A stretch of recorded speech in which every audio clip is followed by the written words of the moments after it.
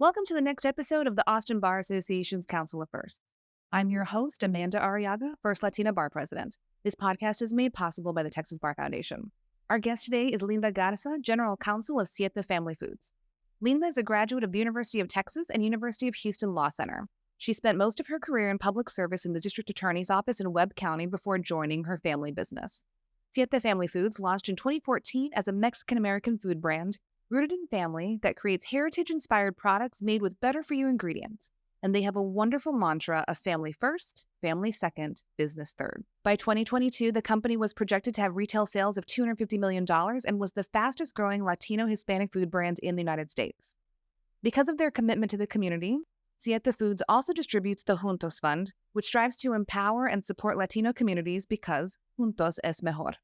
They have committed to award $2 million over the next 5 years towards creating positive change through collaboration and inclusivity. The goal is to build a more equitable and prosperous future for all by providing the necessary resources and support for underserved communities to thrive. I'm thrilled to have with us today fellow border girl, Linda Garza. Thank you for having us. Thank you for inviting me. I'm so excited to be here. Of course, I know that the introduction is always the most awkward part because I saw all these wonderful things about you. So we're now here to the meat of the episode. And I want to start with, why did you want to be a lawyer? Why did I want to be a lawyer? Well, my dad's a lawyer, and I grew up listening to, and I was really, really young. So let me backtrack. I was actually born while he was in law school. And I remember being a toddler and sitting on his lap while he was studying, and he'd have these really big books open. Well, they were very big books to me. And he'd be studying and I'd be sitting on his lap. And, I was very aware that my dad was a lawyer growing up. In my primitive mind, I didn't have, obviously, a complete understanding of what he was doing, but I knew that he was helping people. And I knew that he was helping people in a very important way, especially when he was working at Texas Rural Legal Aid. And I got a little... I was aware that he was handling some cases that had a very big community impact. And so my very young mind said, I want to do that too. I want to help people. And that just kind of stayed in my mind my entire life. And I just always knew I wanted to be a lawyer. It was the only thing I ever wanted to be, the only career I ever wanted to pursue. And everything that I did from when I was in elementary school through college was with that goal in mind. You were literally born to be a lawyer. I was born to be a lawyer. And if you ask any of my teachers, they would agree that I was born to be a lawyer because I was probably one of the most argumentative students in their class. Questions are important. And when you get to law school, they call it the Socratic method. So you were just advanced at a very young age. I was just questioning, That's always right. questioning. Yes. That's right. So you spent most of your career doing very tough work, I did. prosecuting sexual assault and abuse cases. Yes. And then you moved to your family business. Yes. So what is that transition like? And my cheeky way to ask it would be, is it harder to work with criminals or your family? That's a tough one. I'm kidding. Well, you're right. I was handling very, very rough cases. It was emotionally taxing. It was physically draining. I was in trial very often. My days were sometimes be at work at 6 a.m. so you can prep for opening or closing arguments or witness questioning, and then stay at the office until really late, and then get home and stay up until midnight and prep for the next day. And then it was like that is when you were in trial prep, and then when you were actually in trial. And then aside from that, you're dealing with the murder of a child or the very serious sexual assault of a child. And it was exhausting, but I feel like I was born to do that too, because somehow I was able to handle it for 13 years. And it was very rewarding. And sometimes I miss it. I felt like I was really making an impact in my community by keeping these people off the streets. And I thought it was probably going to be my life's work. But then, as I was handling all of these cases and really very, focused on raising my family because I have 4 kids, and also being this, trial attorney for this very serious unit at the district attorney's office, my family was doing all of these really cool things. And I was like, I was watching through the window, um, all of their, success and their progress. And, I wanted to be a part of it, but I didn't quite know how to go from being a prosecutor to helping out my family. And then one day, my dad and my brother sat me down and they said, we need you to come on board. We really want you to come on board. And I was really nervous, and I said, okay.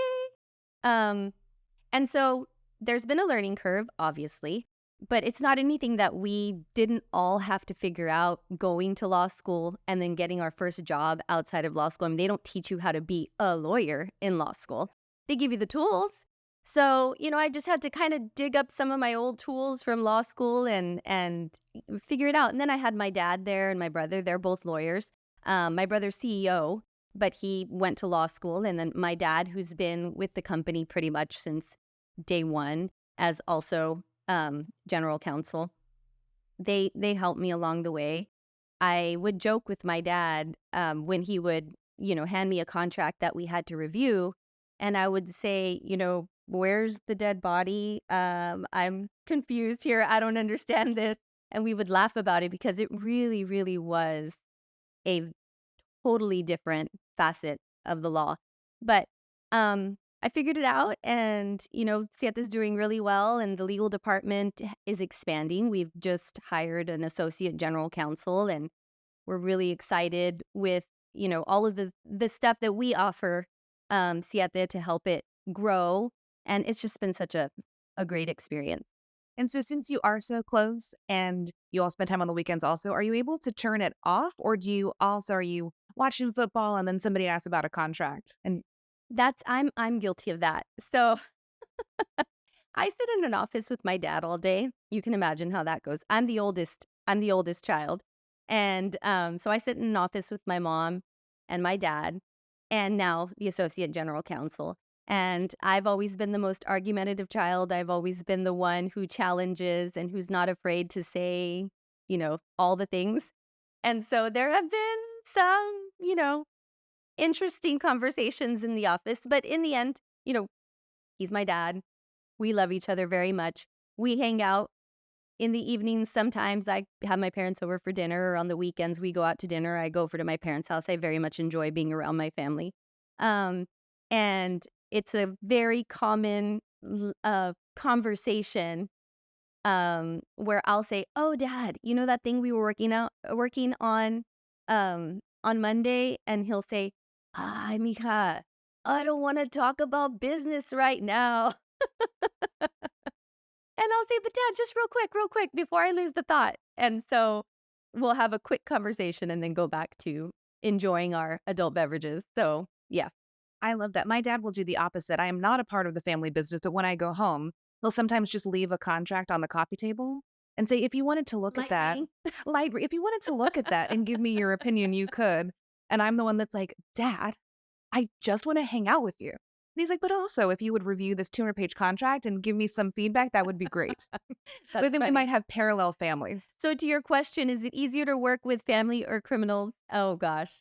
I would say I'm actually really blessed to work with my family. It's been such a great experience. We have um lunch together every day, which is nice. And we hang out on the weekends. My sister is one of well, both my sisters are like my best friends, but one of my sisters, um we go to concerts together, we go to dinner every week. It's really nice. I very much enjoy working with them. And it really does help that our motto is family first, family second, business third. We truly do live that out every single day, and juntos es mejor, and do all things with love. And I think that is a great combination and a great formula for not only a successful business, but a happy family. Well, and you might be one of the most happiest, well adjusted lawyers I've ever talked to. And so I love that. So you're family is full of love, and then you made this business full of love, and then you wanted to share that with the community Yes. with the Juntos Fund. Yes. So can you tell us about the Juntos Fund? Yeah. So when my family was starting the business, they were having to tap into their personal savings and personal, earnings in order to fund the business. And that's a common issue with Latinos who are starting businesses. Studies have shown that when a Latino is starting a business, they're using 70% of the funding that they're using for their business is coming from their own personal savings. There are 2 million businesses right now being run by Latinas, but they only get 2% of venture capital funds. And we truly understand what it feels like. And we want for other Latinos to enjoy the same success that we have. And so, because we've been blessed and because we've been so fortunate and because we've had people who have believed in us and invested in us, we want to do the same for others. And so we started the Juntos Fund. This was our third year. The first year, we awarded money to a chocolate and it's a chocolatier and horchateria. It's called Coco Andre. They're in Dallas. They received funding. The second year, there were 3 recipients. This year, 9 recipients for a total of $200,000. 2 of them here from Austin, Comadre Panaderia and Cocina de Consuelo, which is a restaurant that I really, really like. It's on Burnett Road. If you haven't tried it, you should. It's really yummy. And so, yeah, we just really want to spread the love, spread the wealth, give everybody an opportunity to succeed, show people, show entrepreneurs and other Latino businesses, we believe in you. And here is something to show how much we believe in you so you can go realize your dreams. Is there a way the audience can help support the Juntos Fund? Sure. So the next cycle of the Juntos Fund will be in the summer of 2024. So I think the best thing that anybody can do is send our link and our application to any Latino business that you know that's a qualifying business. This year it was Latina-owned food establishments, food trucks, and I think cafes and bakeries. Send it. We received over 300 applications this year, 9 recipients. Next year, who knows how many recipients there will be. But the more applications, the better. It was a great joy reviewing the applications. We had a committee of team members at Siete who reviewed all the applications. It is so wonderful to see read and hear the inspiring stories. People who have the ganas to, succeed, and despite challenges and obstacles, they're still there pursuing their dream. And so if you know somebody who could use the support or who wants to apply, send them our link, send them the application. That's the best way to support the fund. Well, and if you'd like, we can put that information in the podcast notes. So we Sure. can also put the information of your 9 recipients. Yes. Because supporting them Yes. seems like that would also be a force multiplier for That what would you be did. great. Yes, that would be awesome. Yeah, I can attest that Comadre Panaderia is delicious as well. She makes some amazing cakes. Mhm. They are fantastic. Yeah, I'm not sure why. If people have never been to a Mexican bakery and had pink cake is delicious. And Mhm. it's a yellow cake with pink frosting and sprinkles. But whatever that is childhood for me. And she makes some fantastic gluten-free pastries, which Mhm. we can only eat gluten-free ones. Right. But she makes, oh gosh, fantastic pastries. Well, and speaking of supporting other Latinas, tell us about the event at the White House you attended as part of the Poderistas. Oh my goodness, that was such a fun and awesome opportunity. And even more fun because I got to experience it with my sister, Veronica, who is the founder of Siete. Poderistas is an organization that was founded in 2020 that lifts Latina voices and amplifies Latina voices. They're all about promoting community and promoting civic engagement. And so they had this event in Washington, D.C., where they gathered a group of Latinas backtrack. Founders of the organization include America Ferrera, Eva Longoria, Elsa Collins. They're all Latinas who are out there in the community. They're change makers. And so they assembled a group of Latinas from all over the country. We all met up in Washington, D.C., got to know each other, networked, exchanged stories. We got to go to the White House and we got to see the president and the first lady take off in their helicopter. It was the coolest thing. We got a tour of the White House. We got to sit down with, this was one of the coolest parts. So they had us all in a room. They were going to talk to us. Some of the leaders, Latina leaders at the White House were going to talk to us about policy and what, President Biden and his administration are doing to uplift the Latino community, the initiatives that he has. And they brought in every single Latina who works at the White House. And so we all got to be in the same room together and introduce ourselves to each other and tell everyone a little bit about ourselves and our story and where we came from. And it was just so inspiring to be in that room and to see all of these awesome Latinas who are working, at the White House right now and, putting their stamp there at the White House and doing whatever they can to be a great representative for the Latina community. And were there quite a few Latinas who work at the There White House? were quite a few. The room was full. It was full, and it was just an amazing experience. So yeah, that was lots of fun. I still keep in contact with a lot of the Latinas that I met. It was just awesome. Yeah, I heard about the event when it happened because I love Robin Arson from Peloton. Yeah. And she kept posting about it on She was Instagram. there. Yes, I know.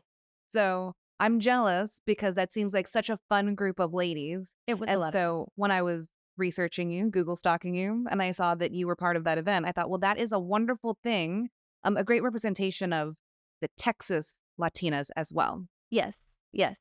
It was a lot of fun. Super one of the most memorable experiences. Extra memorable because I got to hang out with my sister in DC and I got to see my daughter. She goes to school at American University, so I got to hang out with my daughter who's going to college there. Well, and that must be an inspiration for your daughter as well to see it's not just you and your sister. This is a way to uplift all the Latinas nationwide, and it's getting recognition by president and this audience at the White House. I think that is a wonderful thing for the audience to know is happening and for your daughter to know that's happening. Definitely. So what organizations have meant the most to you personally or professionally? So, because I was the chief prosecutor for first it was called the Child Abuse and Sex Crimes Unit in one administration, and in the second administration that I worked for, it was the Special Victims Unit. Because I was the chief prosecutor for both of those units, I was the representative of the DA's office on the Children's Advocacy Center board. And so we worked very closely with the Laredo Webb County Children's Advocacy Center as in my capacity as an attorney there at the DA's office, because that was like the central hub for all the services for children who had been victims of sexual abuse. We had our therapists there, our forensic interviewers. And so I was very intimately involved at that level and then also on the board. So also the fundraising and the just management of the organization itself. I sat on the board for several years. And to me, that organization will always hold a special place in my heart. It does really great things for victims of sexual abuse in Laredo. It continues to do really great things. The Siete Foundation continues to support the organization every year, and will continue to support the organization. I'm also on the board here in Austin for Vecina. I don't know if you're familiar with that organization, but it provides, we provide services for immigrant services. So training of attorneys, so attorney mentorship, community education, mobilizing volunteers, and that organization is very important for me too, especially because I am a Latina who had immigrant great grandparents and grew up in a city that was like 97% Hispanic, and you never knew if the person sitting next to you in class was documented or not, and never even thought about it back then. So, helping people legally pursue citizenship or some kind of residency um, is very important to me. So, I'm very proud to be on an organization that does great work in the Austin community for Latinos. Well, and we can also put a link to Vecina Yes. as well, so that if attorneys are interested in volunteering there, Yes. then they can do that as well. That would be great. Yes. Great. So, what advice would you give to attorneys who want to follow in your footsteps of being the general counsel of a major organization? Well, I was lucky to be born into a family that had this amazing business. But really, I think if you're going to be general counsel of a company, um, you really need, number one, keep your integrity intact. That's really important. Um, keep your ethics and integrity in check your entire career, because they're going to look into that. And if you're a candidate for general counsel for a company, they're going to look into that. Um, Gosh, what other advice could I give aside from being born into the family? Look around for families you could be a part of that have That will businesses. adopt you. I mean, you have to be a problem solver. You're not going to necessarily be the person working on every single contract, but you are going to be the person who's going to have to give the board specific advice on something. Be proactive for the organization, so that you are not playing defense when a business issue comes up. And if you need to stay abreast of all the business trends, um, and just be prepared to be an advisor. So take leadership roles. It's super important to know how to be a leader and lead a department and be the head of the department. So I think one of the things that prepared me was that I had always been a manager. I was a manager pretty much from the moment I started my career. I became chief of a felony unit a year into being an attorney. I was a baby lawyer, and I was heading a very serious felony unit. So I think it's important to take leadership opportunities, whether it's in the office that you're working or in organizations in your community or organizations within the field, like the Bar Association. Um, Make contacts, network, get your name out there.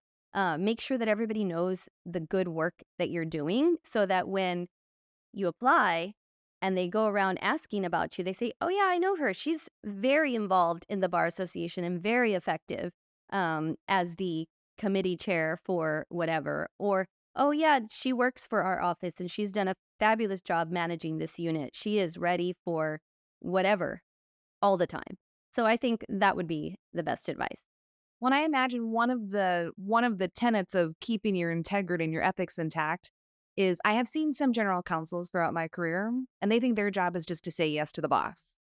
That's brilliant. Brilliant boss, whatever you want, that's the answer. And what you really have to do, I think, is tell the truth. Yes. Here are the pros and cons, and even if that means the boss doesn't want that opinion, but they need that opinion. Yeah. So a lot of what we do is, if we do this, these are the things that can happen. If we do that, these are the things that can happen. These are the consequences on this side. These are the consequences on that side. Here you go, leadership team at Siete. Now we've given you all the info and tools that you need to make a good decision. Yeah, that's wonderful.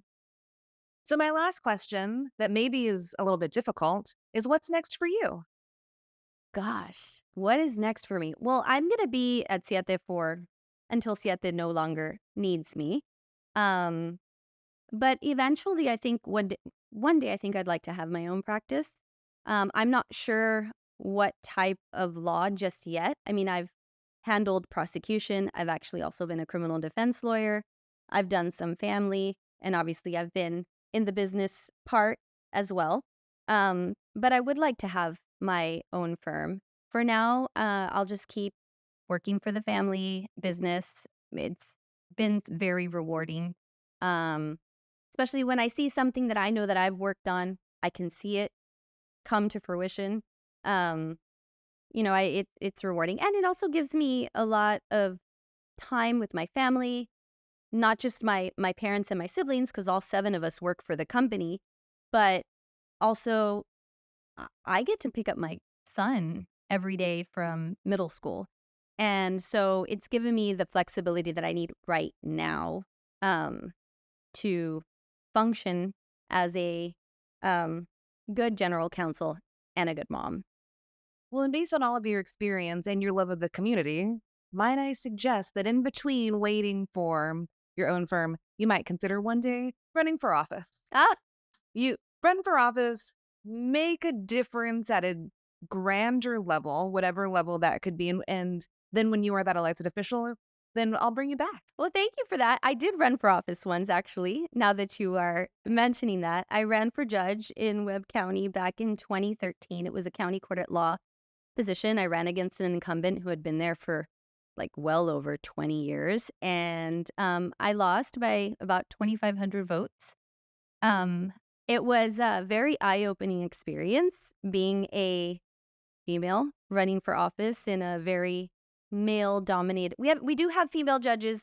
We have female judges in Laredo, um, but it's still a male-dominated profession, and there still are not here in Travis County, but in other places there are more males than females in elected office. And so it was a very eye-opening experience. I'm glad I did it. I learned a lot about myself. I learned a lot about who my friends are and who my friends are not. I learned a lot about what it means to be a female in a male-dominated area. Um, and even though some people might look at it as a failure, like, oh, you lost, I consider it one of my biggest successes. And I don't know what the future holds for me. My dad would say, don't do it, mija. But I don't know. And, what I do know is that no matter what I do, I want to be a good representative for the Latino community. I want to be a good representative for all Latinas all over the country. And I just, want to do everything that I do. I want it to be done with the best intentions. And so if that means running for office one day, well, then it does. Well, I just want to assure you, you are a good representative Thank of the you. Latina community, and we are thankful that you are here. I'm really thankful that when I met you and I said, "Hey, will you come talk to me on this podcast?" You immediately said, "Yes, Of I will course, do I'll that." come back anytime. I love chatting and, talking about ways that we can uplift our community or, uplift not just the Latino community, but just our community as a whole. I mean, the world is not in the best shape, and hearing positive stories and sharing positive stories is a way to find joy in all of the kind of destruction that we're experiencing and watching. Well, maybe when it's time for your Juntos Fund to open up again, we can chat again. I would love to come back. Okay. Well, thank you so much for being here. I Thank appreciate it. you. It was a lot of fun. And thanks all of y'all. We'll see you next time.